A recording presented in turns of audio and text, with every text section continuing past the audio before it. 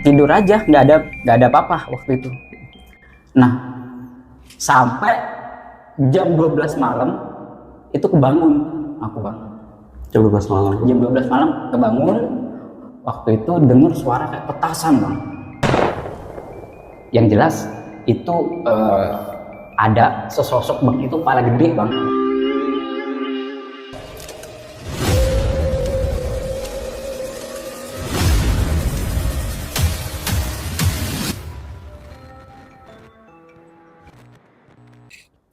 Assalamualaikum warahmatullahi wabarakatuh. Balik lagi sama gua Riz Irawan. Para pendengar kisah, penutur kisah kali ini akan menceritakan sebuah kisah di masa kecilnya saat dia terkena santet. Mau tahu gimana kisah selanjutnya? Kita sapa aja langsung. Penutur kisah kali ini ada Mas Nanang. Halo Mas Nanang. Ya. Apa kabarnya? Baik. Alhamdulillah. Oke Mas Nanang. Tadi juga sempat sedikit cerita ya, waktu kita tadi di bawah, bahwa Mas Nanang itu mengalami kejadian ini di tahun-tahun 97. Boleh ceritain Bang gimana kisi-kisi ceritanya? Oke, jadi tahun 97 bang waktu itu, jadi aku kena santet bang. Waktu itu mungkin aku kena tampiasan dari bapakku bang. Jadi santet itu mau ngantem bapak, kena aku gitu, tahun 97 itu. Dan itu di daerah mana Mas? Di Banyuwangi, di desa. Di tempat kelahiran Mas Nanang ya? Tempat kelahiran. Yang saya tahu juga di masa itu, tahun 97-98 nggak masalah ya, itu juga lagi ramai isu-isu Ninja ya? Iya, ninja. Betul gitu Mas? Betul banget, ninja. Oke. Jadi banyak ini om ya, pemuka agama yang pada di ini bentengin bang ya. Karena ninja itu misinya mau ngabisin ini bang, kayak Tamir Majid, kiai-kiai kayak gitu. Iya, itu isunya sangat rumit sekali pada waktu itu ya. Kita dalam suasana memang negara dalam keadaan kacau pada saat itu. Tahan dulu Mas, nanti cerita lebih lanjutnya ya. Apa, Mas? Bro.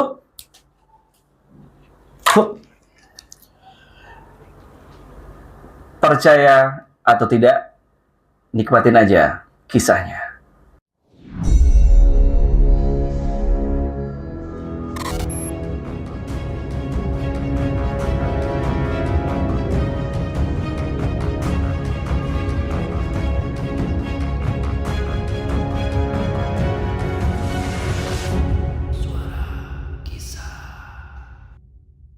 Oke Mas Nanang, Ya, langsung aja ke ceritanya nih. Gue jadi penasaran dengan cerita yang Mas Nanang punya. Monggo silakan. siap.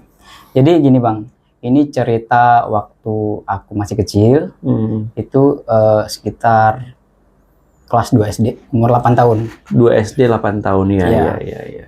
Jadi rumahku itu bang, ada di kota Banyuwangi. Banyuwangi, cuman tetangga kampung berarti kita. Iya. Saya dari Lumajang. Oh, Lumajang ya. Oh iya. 2 jam. 2 jam. Lebih malah ya. Lebih ya. Oke. Jadi aku ada di desa ya. Tidak saya sebutkan namanya, saya inisialkan itu desanya KM. Desa KM. Ya, di Banyuwangi. Banyuwangi ya. Jadi di Banyuwangi itu desa KM, di situ rumahku. Di situ rumahku di dekat rel kereta api. Dekat rel kereta api sekitar 10 meteran lah. 10 meter. Wah, berarti deket banget ya Mas? Deket banget. Malah kalau untuk tidur itu kalau kereta lewat kebangun bang kalau orang nggak biasa.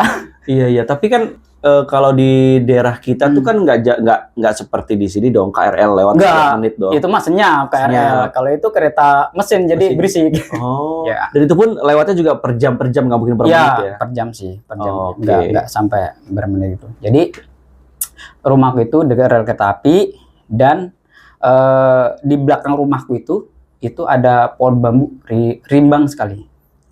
Rindang gitu kan. Terus di sebelahnya lagi itu ada kali.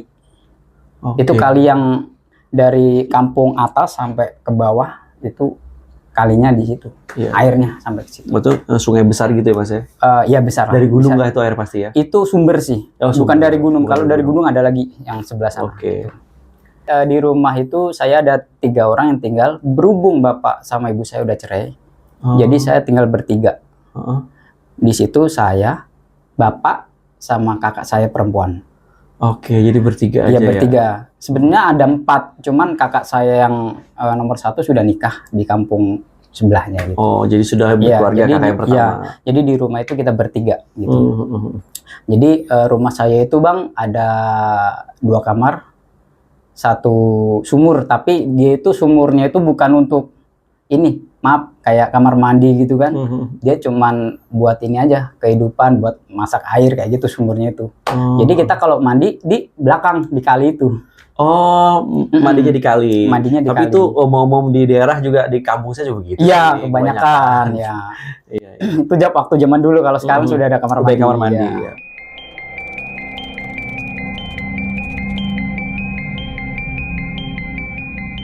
Jadi awal mulanya seperti biasa, pagi itu aku itu rutinitas biasa, ya nanang kecil dulu ya.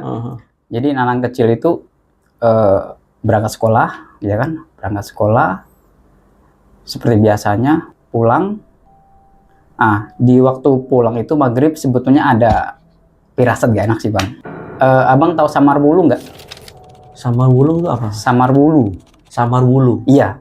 Samar wulu itu di saat mau maghrib itu si Srengenge apa matahari terbenam itu warnanya merah tapi agak kuning-kuningan gitu. Oh, oke, senja lah ya. Senja. Ya, Tapi senjanya itu kayak di aku itu kayak nggak enak banget di badanku, di suasananya gitu kan. Di hari itu gitu kan. Habis itu ngaji ya. Habis maghrib biasa ngaji ya di kampung. Dulu masih ada dilanggar lah. Dilanggar gitu kan.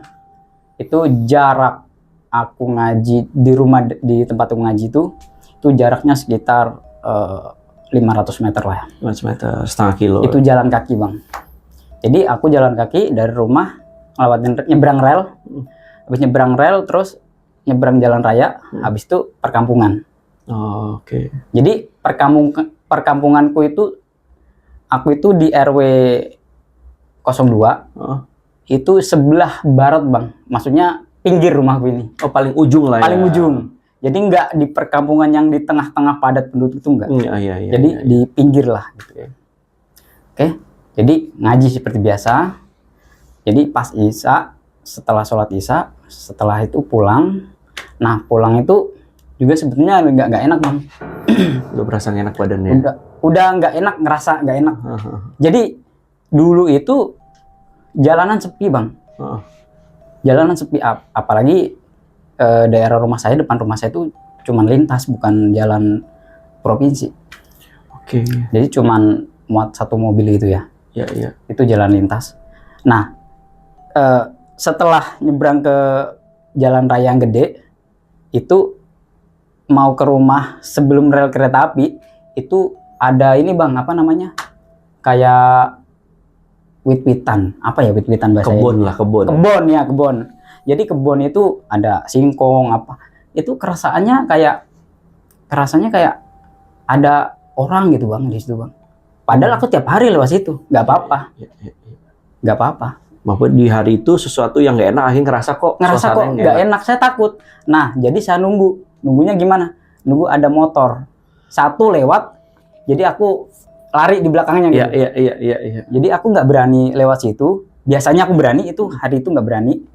Habis itu nunggu ada motor lewat, saya nunggu setengah jam, belum ada lewat motor. Lama juga ya? Lama. Kayaknya setiap anak kecil juga zaman dulu kayak gitu ya. Kalau Iya. setiap lewat tempat-tempat yang dikiranya angkrat itu biasanya nunggu orang lewat dulu. Nunggu orang lewat, iya. Hampir setengah jam? Hampir setengah jam aku nunggu. Habis itu ada motor. Itu ada motor waktu itu orang boncengan ya. Jadi dia lewat, aku idik-idik lari di belakang dia. Sampai orangnya itu ngeliat di spion, ini anak ngapa ya gitu ya. Iya. Oke, waktu itu terus datang ke rumah, Assalamualaikum Bapak kan, bukan Bapak. Kenapa kok ini lambat gitu kan? Main ya gitu kan? Enggak Pak, saya takut lewat situ gitu. Kenapa takut gitu kan? Kan biasanya nggak apa-apa gitu kan? Nggak ada, takut aja. Ya udah cepet makan, habis itu belajar tidur gitu kan? Singkat cerita, jam 9 malam kan udah sepi Bang, nggak ada apa-apa gitu kan? Udah nggak ada suara orang lewat, paling suara jangkrik aja di kampung itu kan. Udah hening lah ya. Iya. Jadi pas jam 9 itu saya tidur.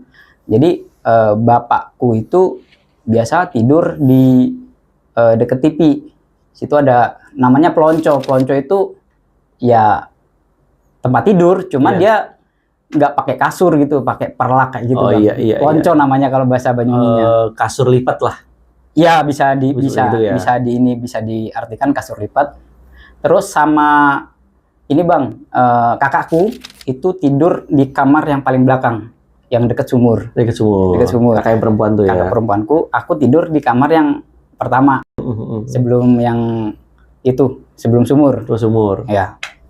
Jadi singkat cerita itu tidur. Ya nggak ada masalah Bang, setelah belajar semuanya, ya kan? Itu tidur aja, nggak ada apa-apa waktu itu.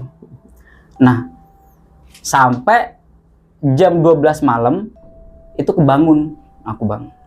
Jam 12 malam. Jam 12 malam kebangun, waktu itu dengar suara kayak petasan, Bang. Jadi namanya wuwung, Bang. Kalau orang Banyuwangi itu atas rumah itu wuwung, tengah-tengahnya itu. Tengah-tengah rumah gini, itu tengah-tengah namanya wuwung. Wuwung namanya. Apa kalau bahasa Indonesia wuwung ya? Wuwung itu kayak ini rumah. Jadi Tulangan di rumah tengah, ya pokoknya di tengah antara tengah-tengahnya genteng itu. Oh iya. Itu wuwung namanya. Ya tulangan lah. Ya tulangan, tulangan ya. kalau Ya. orang sini bilang ya. Ya. Jadi di wuwung itu kayak meledak Bang, kayak petasan. Kayak dar kayak gitu Bang. Itu buat Mas Nanang kecil tuh bangun. Jadi sebetulnya udah nggak enak perasaan, ngelilir gitu dah. Kayak bangun gitu kan. Biasanya kan kita kalau malam kalau nggak haus ya pipis gitu kan. Pipis, Kalau ya. anak segitu kan kita kan waktu itu. Jadi pas bunyi seperti petasan itu ya dengan ngelilir tadi langsung melek gitu Bang. Langsung dar, kenapa ini gitu kan. Waktu itu saya ngerasa ada apa gitu kan. Tapi saya nggak berani beranjak dari tempat tidur gitu kan. Nah, dari jam 12 itu sekitar bunyi kayak petasan itu berapa menit ya Bang, semenitan lah. Itu badanku Bang kayak ada yang nindihin. Itu berat banget Bang rasanya. Itu masih di tempat tidur? Masih tempat tidur, aku nggak berani kemana-mana, aku diem aja gitu kan. Itu aku kayak ada nindihin. Saya pernah rep-repan, ya kan? Saya pernah rep-repan. Itu rep-repan itu oke ketindihan nih, tapi ya bener nggak bisa gerak. Itu kayak memang ditindihin orang gitu Bang. Bener-bener tindihin. Itu pun aku rep-repan kan biasanya tengkurap gitu Bang. Ini aku terlentang tidur gitu. Kayak ditindihin gitu. Nah, ditindihin itu ada berapa detik, kalau nggak salah 10 detikan lah ya, nggak lama. Setelah ditindihin, jadi kaki kanan saya itu kerasa panas Bang. Panas? Setelah ditindihin itu 10 detik, kaki saya yang sebelah kanan ini, mulai dari paha sampai ke bawah itu panas. Panasnya itu bukan kayak, mungkin pernah ya, balsam beliga gitu kan. Kena kayak balsam. gitu rasanya? Enggak, lebih panas lagi. Lebih panas lagi? Panas kayak nyelekit, kayak ditusuk juga sih. Mungkin kayak kena luka bakar tapi menyeluruh gitu loh Bang rasanya. Itu saya mau nangis nggak bisa, mau jerit juga nggak bisa. Tapi itu sadar, kondisi udah sadar? Iya. Maksudnya udah bangun tidur tadi itu udah kan? bangun tapi nggak bisa, ini masih terlentang. Oh. Masih terlentang. Itu panas, sakit gitu kan. Nah, itu panas itu mungkin ya sekitar semenitan lebih lah ya, hampir 2 menit itu ngerasain panas. Setelah itu saya tidur. Tapi tidur itu sudah tidur ya kayak orang mati lah Bang, pokoknya tidur aja gitu. Oh, antara nggak tahu tuh pingsan atau tidur gitu loh. Iya. Nggak sadarkan diri lah intinya. Iya, gitu. nggak sadarkan diri. Oke. Setelah itu bangun sih gitu kan. Bangun pagi seperti biasa. Tapi kayak di saat itu lupa kejadian malam itu. Aku kayak nggak ada apa-apa. Intinya bangun, sudah waktunya bangun nih, waktunya mau sekolah gitu kan. Sudah, kan anak zaman dulu mungkin dibilang disiplin ya kita ya. Ya seneng lah kalau mau berangkat sekolah. Iya, kita seneng gitu kan. Nah, aku bangun itu nggak inget apa-apa Bang, yang kejadian tadi malam itu belum inget. Taunya pengennya mandi, sarapan, ke sekolah gitu kan. Nah, pas waktu aku nginjakin kaki di ubin, di lantai, itu yang kaki kiri aman Bang, bisa gitu kan. Pas kaki kanan nggak bisa bang, lumpuh kaki saya bang, sama sekali lumpuh, dan nggak sakit, nggak ada rasa, kebas gitu aja. Di saat itu aku jatuh, aku nangis, panggil bapakku, Pak gitu. Bapakku datang, bapak datang, tiba-tiba, kenapa? Apa akhirnya kau gitu? Oh, tak kira ngomong Jawa, kenapa boleh nggak gitu? Ya bahasa Jawa begitu. Bahasa Osing. Bahasa Osing. Banyuwangi rek kira. Iya. Kenapa gitu kan, bapak? Ya, langsung saya dibopong sama bapak, ditaruh di tempat tidur lagi, posisi gini, nggak ditidurin tapi gini, kan di pinggiran itu kan. Jadi senderan gitu ya? Ya, senderan itu. Kenapa? Apa ire kau? Kenemparan gitu kan. Makanya tah, ojo mangan-manganan yang buri. Oh ya, jadi gini bang, kenapa bapakku tadi ngomong ojo mangan-mangan yang buri? Jadi gini, saya cerita yang bagian belakang rumah ya. Jadi di belakang rumah itu yang saya bilang tadi bambu itu sebetulnya ada genderuwo. Oh, jadi oke. Jadi genderuwo itu bisa dikatakan sama bapak itu kayak apa ya? Akrab lah ya. Namanya Emeng bang.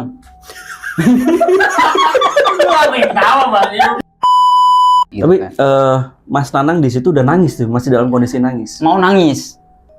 Aku itu teriak bapak itu udah mau nangis bang. Maksudnya aku itu kenapa kakiku gitu. Bingung lah. Bingung kenapa kok kayak gini, kakiku nggak bisa jalan, orang tadi malam nggak kenapa-napa gitu. Iya.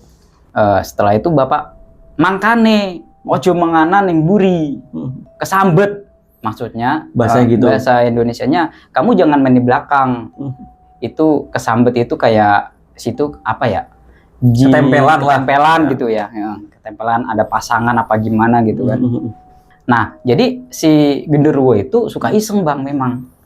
Udah terkenal lah. Udah terkenal. Di belakang rumah itu. Nah, jadi bebek tetangga saya itu diumpetin bang. 2 hari baru dibalikin.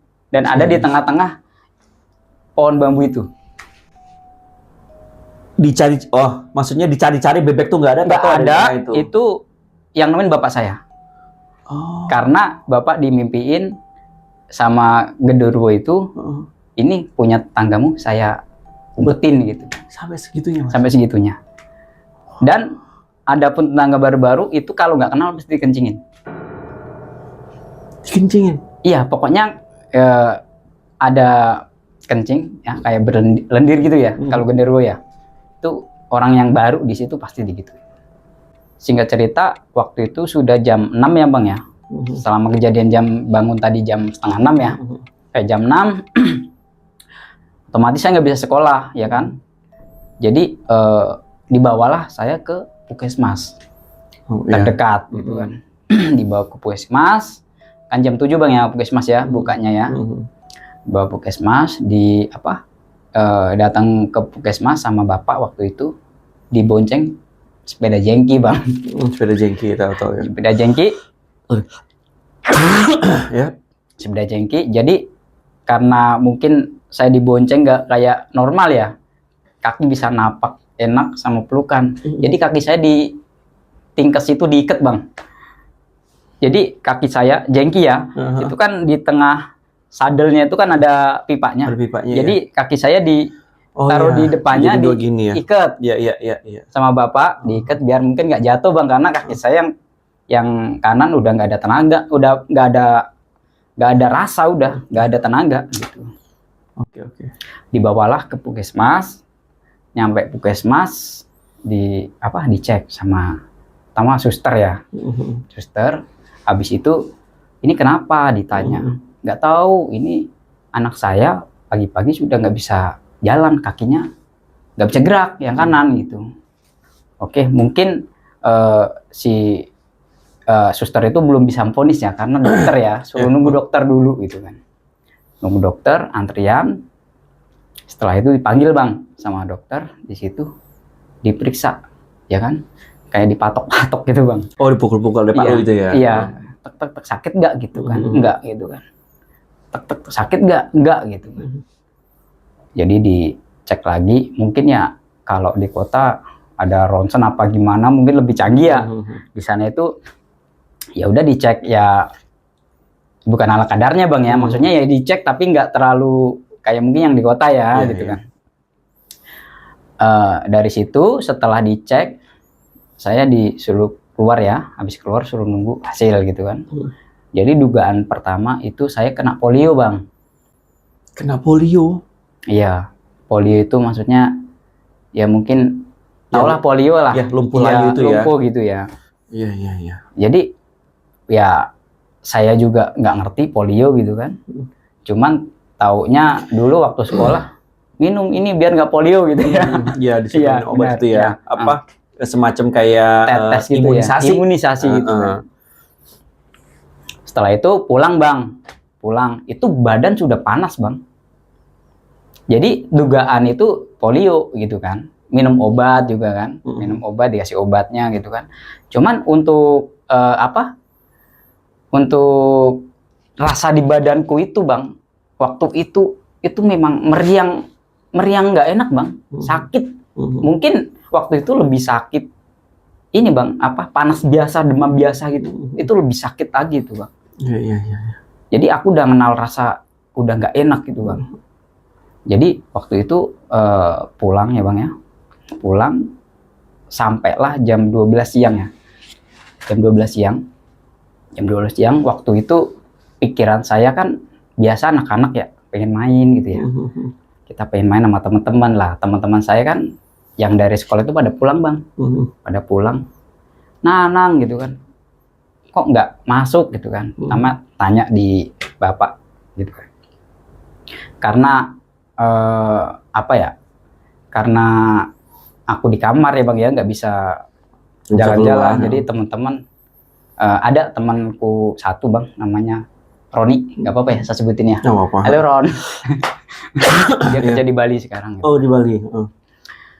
Jadi Roni itu ke rumah gitu kan, namanya bisa dikatakan sih dulu sahabat karib saya sih gitu kan, si Roni ini. Teman dekat. Bolang kemana-mana lah gitu kan, belasakan kemana-mana gitu. Dia datang, terus dia jenguk saya, kenapa gitu kan? Ya bahasanya anak kecil lah ya gitu kan. Apuwo gitu kan. Apu itu kenapa gitu kan? Kenapa gitu? Itu Nanang tuh polio gitu kan, kata bapak. Gimana pak? Nanang kena polio gitu kan? Kemarin nggak apa-apa gitu kan? Kita main bola, kita mandi-mandi bareng, dia jalannya lari-larian gitu kan? Terus Roni ya mungkin pikiran anak kecil ya, kenapa sih ini teman gitu kan, nggak terlalu dia itu was-was gitu kenapa gitu kan. Oke, singkat cerita Roni sudah datang ya, saya pengen main banget bang waktu itu bang, karena memang keseharian memang main, cuman dilarang main di belakang. Jadi saya bebas, nggak apa-apa main di luar gitu kan. Waktu asar, maghrib, nah ini bang, jadi pas tiap habis maghrib bang, itu aku itu lebih bang ya, panasnya memuncak gitu loh bang. Jadi panasnya itu lebih kayak drastis, langsung panas gitu, kayak mungkin gini bang, sawanan bang. Jadi sawanan gitu kan. Pas mau maghrib tuh. Pas sesudah maghrib. Sudah maghrib itu sawanan bang, kayak panasnya itu kayak nggak ketulungan dah. Itu aku kayak udah mau mati aja bang rasanya bang. Nggak kuat saya bang rasanya pokoknya antara namanya meriang parah bang, itu lebih parah kayaknya bang. Aku udah nggak bisa lagi, bisa cuma nangis, netes air mata saja itu bang. Bapak bilang sabar gitu kan, mangkan nih kapan diomongi wong tuwek iku nurut to, ojo manganan tok.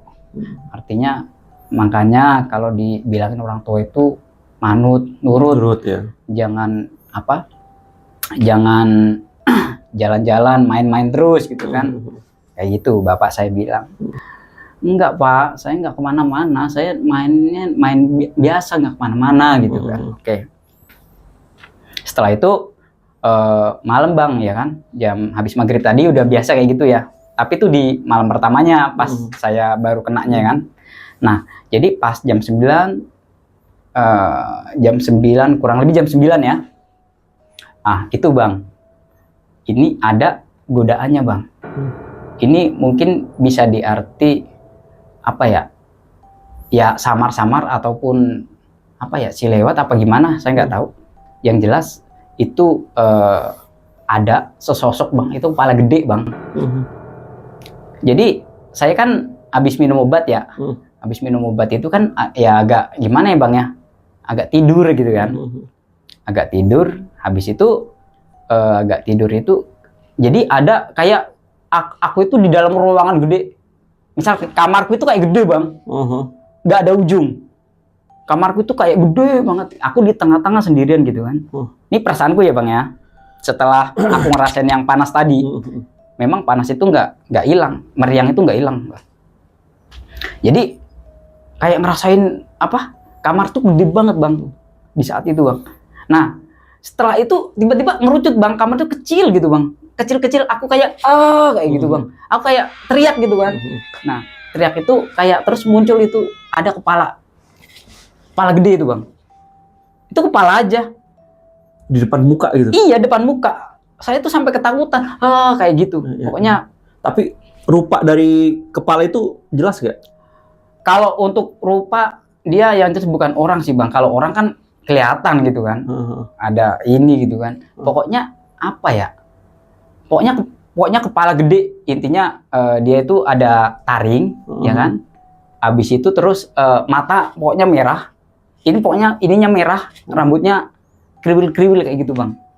Dia itu pokoknya aku ngelihatnya itu pokoknya das gede gitu, kepala besar gitu. Aku ngomongnya itu terus bang, setiap jam 9 itu. Nah jadi itu kejadian itu berulang setiap malam gitu? Kalau untuk kejadiannya ya selama aku kan sakit itu 5 hari bang ya ke depan. 5 hari tuh jadi jam 9 itu kepala gede tuh kayak ngigo gitu? Iya kayak ngigo, tapi anehnya kepala gede itu terus. Makanya aku di hari kedua aku nggak mau tidur sendiri. Aku mau tidur sama bapak. Nggak mau di kamar itu. Aku pengennya tidur ya udah depan TV ya udah sama kloso bang. Itu bang, bukan karpet ya, bukan kasur lipat, kloso namanya. Tikar lah ya. Tikar ya. Aku tidur situ, tapi tetap aja bang. Muncul juga. Nah, tapi pas pindah ke tempat tikar depan TV pun itu tetap digoda tetap. Terus reaksi bapak gimana? Bapak sebenarnya kedua hari itu belum ngeh bang. Aku itu kena gituan. Oh disangkanya cuma ngigo. Disangkanya cuma panas. Ngigo, aku sakit yang polio ini. Kiranya bapak gitu kan. Iya. Tapi aku ngomong das gede, kepala besar. Mana ada kepala gitu kan, kata bapak gitu kan. Gak ada kepala sini. Nah, terus bapak itu pas mal waktu itu juga ngasih minum bang, didoain gitu kan sama dia. Didoain ya, orang tua lah ke anak ya. Didoain, habis itu dikasih minum gitu kan. Ya menurutku sih ya seger aja airnya gitu kan. Tapi kalau untuk panasnya masih gitu kan. Oke. Berulang gitu terus bang untuk setiap malamnya gitu kan. Hari-hari aku bisanya cuma di kasur. Nggak bisa kemana-mana. Maaf, mungkin berak pun di kasur. Ya enggak, dibopong bang. Dibopong. Nggak bisa di kasur, dibopong ya. Dibopong sama bapak gitu kan. Nah, jadi bapak ini kesehariannya itu ngembala bebek bang. Jadi aku itu di saat jam pagi sampai siang itu aku sendirian. Jadi pagi itu aku disuapin bapak dulu makan sebelum bapak kerja ya. Kakakku kan udah sekolah juga gitu kan, jadi nggak bisa jagain. Jadi di jam pagi sampai ke siang itu aku sendirian bang. Jadi hari kedua aku nggak mau tidur sendiri. Hari ketiga, keempat, nah ke hari kelima ini bapak ngeh. Ngehnya gimana tuh Mas? Jadi gini, kan aku setiap malam ngigo ya. Jadi bapak itu mikir, ini anak nggak mungkin kena sakit polio apa sakit apa gitu kan, demam lah apa gimana, nggak mungkin dia ngigo kayak gini. Ini nggak ada yang nggak beres gitu kan. Soalnya ditanya bapak, aku nggak kemana-mana gitu kan. Oke lah, mungkin kalau aku ke belakang udah tau lah gitu kan, mungkin kena ketempelan apa gimana, kena pasangan kayak gimana gitu kan. Nah jadi bapak itu mungkin apa ya, malam-malam itu bukan semedi bang ya, dia diem gitu bapak itu bang. Kamu siriki apa gua? Coba cerita sama bapak. Kamu itu kenapa? Coba cerita sama bapak itu. Saya ceritakan. Malam-malam pak itu meledak pak. Apanya meledak gitu kan? Itu gulung di atas rumah gitu kan. Jadi langsung Nanang itu panas, habis panas terus kakinya sakit gitu kan, panas juga gitu kan. Oh dari situ bapak langsung diem mbak ya. Berarti ini ada orang yang mau idirain di rumah ini gitu kan. Ada orang yang mau nyantet gitu kan. Bapak ngomong kayak gitu, tapi kena kamu gitu kan. Dia nggak kena bapak gitu kan. Oh ya bang, jadi gini bang, bapak itu setiap malam itu baca ayat kursi timur, barat, selatan, utara. Tiap malam itu. Bapak ya, gitu kan. Jadi ya nggak tahu sih, cuman bapak bilang dulu pernah, kamu kalau punya rumah udah berkeluarga, kamu baca ayat kursi mau tidur. Timur, utara. Jadi kayak punya kebiasaan begitu ya? Iya bapak. Terus bapak udah tahu ya. Singkat cerita pagi bang ya. Singkat cerita pagi bapak itu langsung nemuin Pak Wagiran. Pak Wagiran itu dia itu teman bapak sekaligus mungkin dikatain dukun sakti, dia nggak terlalu tenar ya. Tapi itu yang dihubungin bapak. Gitu loh. Namanya Pak Wagiran. Dia itu di desa masih sebelah, tapi 2 desa ya. Desaku ada desa 1, desa 1. Itu rumahnya Pak Wagiran di situ. Bapak ke sana, Pak Wagiran, Pak Abu gitu kan. Pas datang gitu kan. Ini tamuku gitu katanya. Soalnya tadi malam ada belalang gitu kan, katanya dia. Pak Wagiran gitu. Ada belalang datang tiba-tiba ke rumah gitu kan. Kata Pak Wagiran.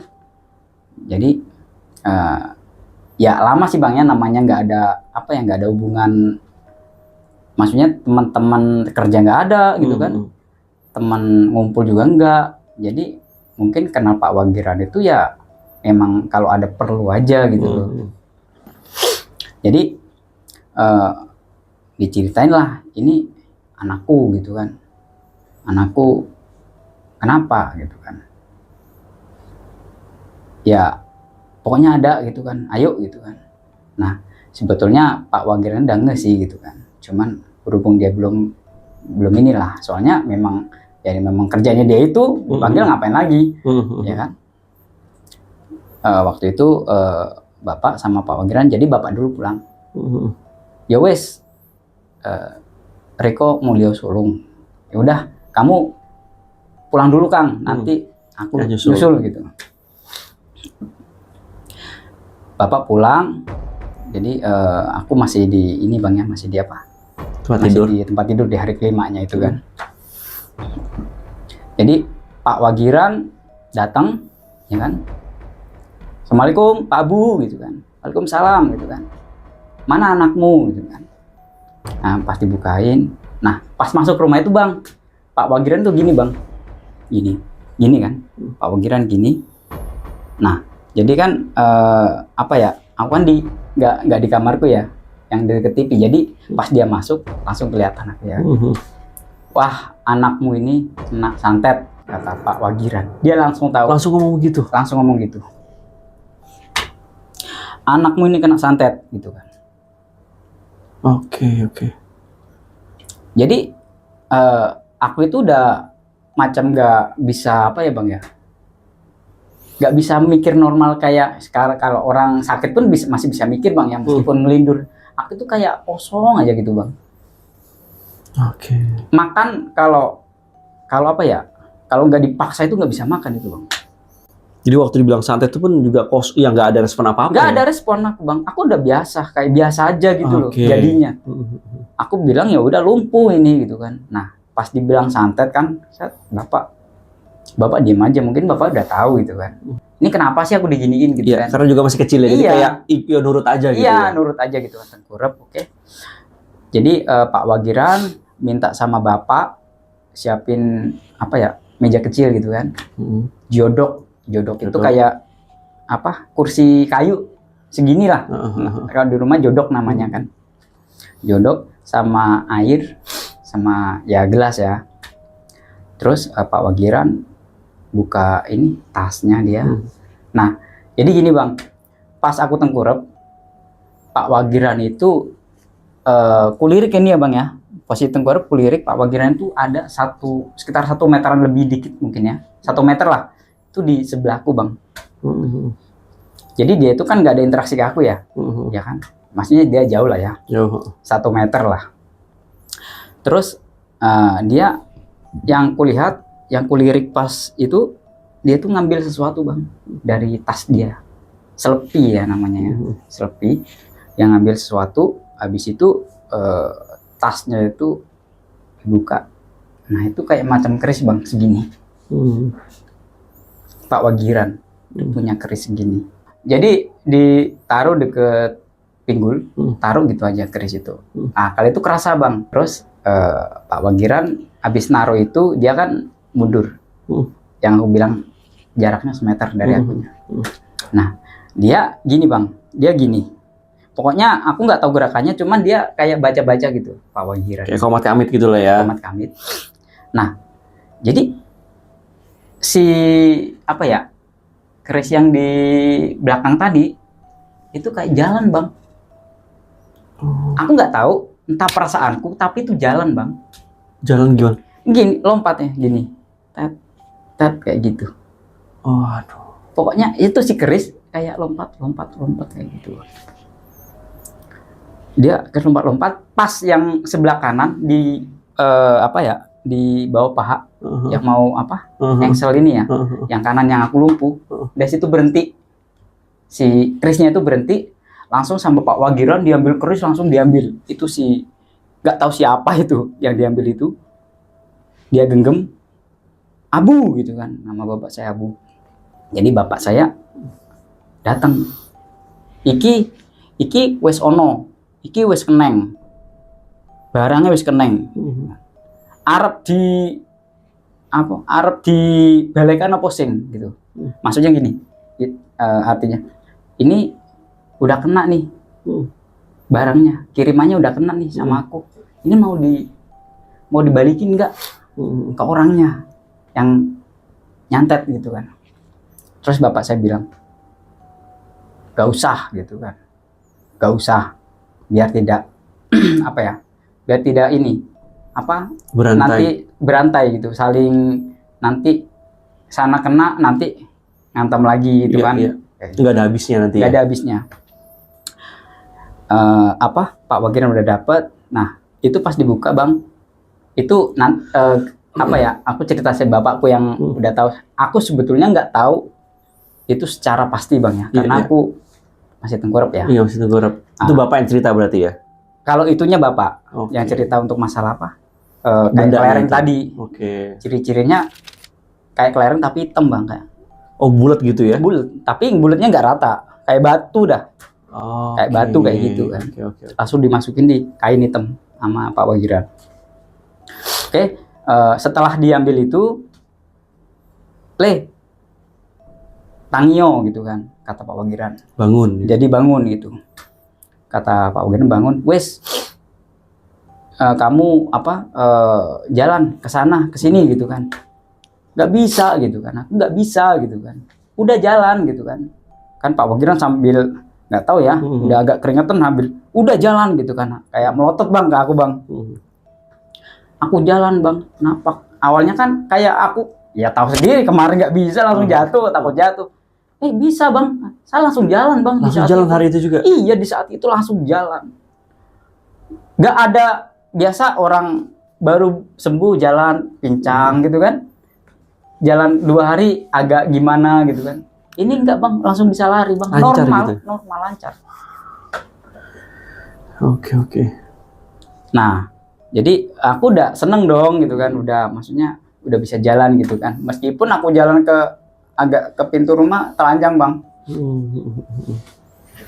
Akhirnya langsung pas diambil ada batunya itu langsung bisa jalan ya? Langsung bisa jalan saat itu juga sama Pak Wagiran.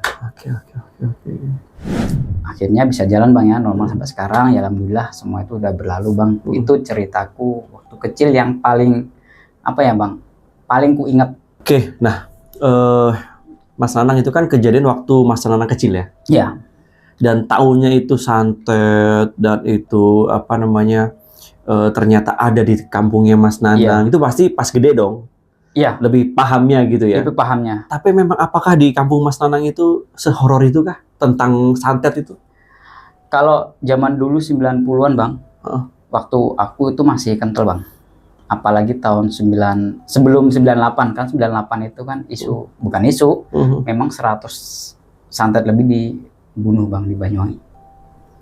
Oh, yang kasus Ninja. Sebelum Ninja. Oh, iya. Sebelumnya pas sudah Ninja, pokoknya antara itu deket-deketan. Iya, 98 itu Ninja. Iya. Iya. Pokoknya itu 100 santet dimatiin Bang. Oh, sorry, maksudnya 100 dukung santet Iya, yang terdiduga. Diduga. Iya, itu di Banyuwangi, teman-teman semua, para pendengar kisah. Dan itu di daerahnya Mas Nanang ya? Ya, di Banyuwangi ya deket kampung, sebelah sana. Udah hampir menyeluruh sih Bang. Tapi kebanyakan ya Banyuwangi yang tengah sih gitu. Iya. Yang pinggiran saja. Kalau sampai sekarang masih ada isu-isu itu Mas Nanang? Kalau untuk sekarang Praktek dukun santet masih ada? mungkin banyak yang belajaran Bang ya. Tidak separah zaman dulu gitu. Tidak separah zaman dulu, langsung. Dan akhirnya gue baru ngeh loh barusan cerita Mas Nanang itu terkait ninja ya. Pada tahun 98 di pas masa reformasi itu ya. Ya itu nyanter banget itu waktu itu ya. Sampai ninja, ada filmnya. Sampai ada beritanya loh. Iya. Di mana-mana ya terkait dengan ninja pokoknya, itu di daerah Samen masa itu. Iya. Pokoknya kelahiran 80-an pasti tahu ngerasain lah. Ya, bener. Sekolah libur.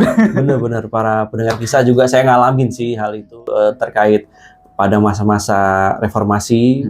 Itu banyak banget isu-isu sara, isu-isu yang berkaitan dengan apa namanya dukun santet, apalagi di Banyuwangi gua tahu banget itu. Iya. Oke, Mas Nanang, sekali lagi terima kasih atas ceritanya. Ya semoga apa yang Mas Nanang rasakan pada waktu itu bisa menjadi pembelajaran untuk kehidupan di masa sekarang ya Mas Nanang ya, bahwa hal-hal seperti itu memang ada dan Mas Nanang juga mengalaminya gitu ya. Iya. Nah, satu lagi nih Mas Nanang nih. Iya. Tadi kan Mas Nanang bilang bahwa Pak Wagiran yang menyembuhkan Mas Nanang itu waktu kecil itu mengatakan bahwa apakah ini mau dikembalikan lagi nih gitu kan? Iya. Benar nggak? Iya, benar.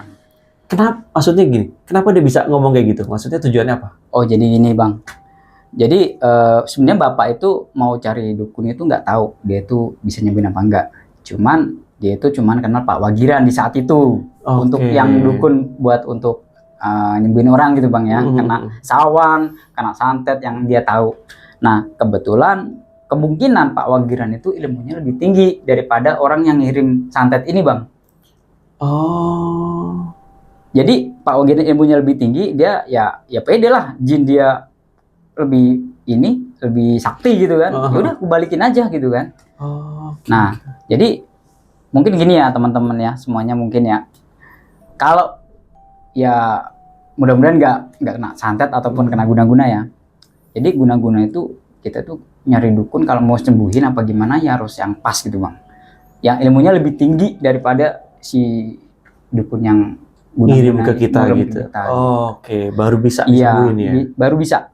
Oke. Kalau itu mungkin ya bisa nyembuhin sebentar, habis itu kok kambuh lagi kayak gitu. Oke. Mas Nanang, terima kasih sudah mau berkisah di Suara Kisah kali ini, dan teman-teman sekalian itulah kisah yang sangat epik dari Mas Nanang yang menceritakan tentang bagaimana dia disantet di waktu dia kecil umur 8 tahun ya Mas Nanang. 8 tahun. Baik, bagi teman-teman pendengar kisah yang mau menceritakan kisahnya juga, boleh langsung aja DM di Instagramnya Suara Kisah, dan juga bisa di TikToknya Suara Kisah. Bisa langsung juga ke Gmail kita di suarakisahkalian@gmail.com. Di sini gue Riz Irawan dan Mas Nanang pamit. Assalamualaikum warahmatullahi wabarakatuh. Waalaikumsalam.